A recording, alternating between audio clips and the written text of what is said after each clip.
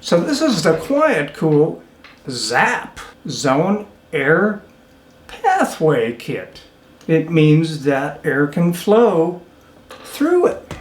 But it's kind of special because it can help absorb sound in between rooms while air is still flowing through. And a brand called Tamarack makes the exact same thing, but it's more expensive. And they call it the wrap.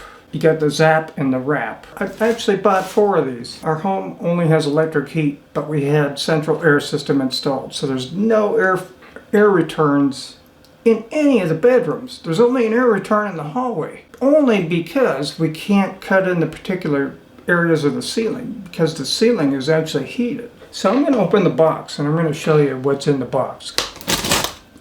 Most of the reviews are consumer reviews, and the reviews are really kind of skewed. Here you have 2 grills. In between the 2 grills, you have a set of screws and a template, which is handy. So we have this metal piece.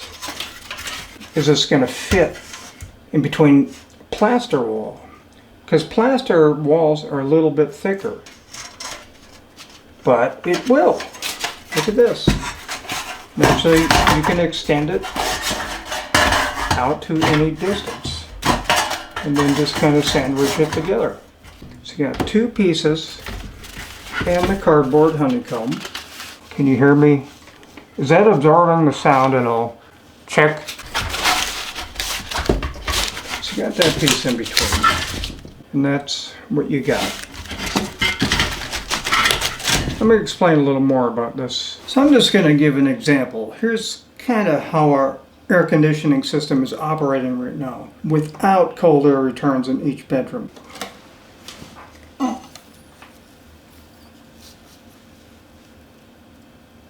So if I put a hole in it,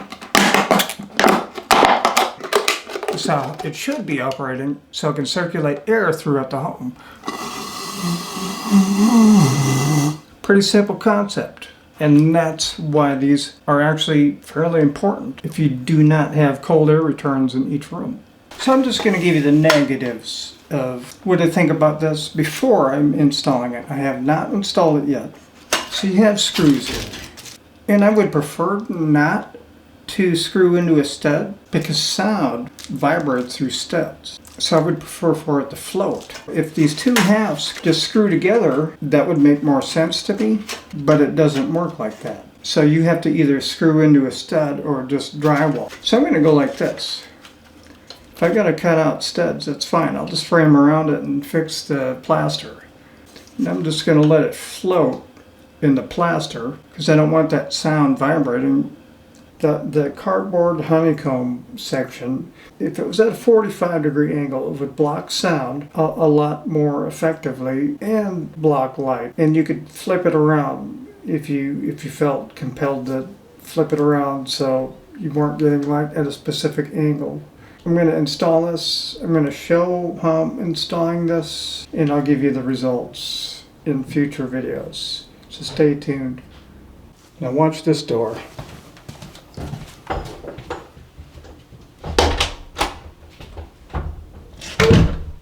See that?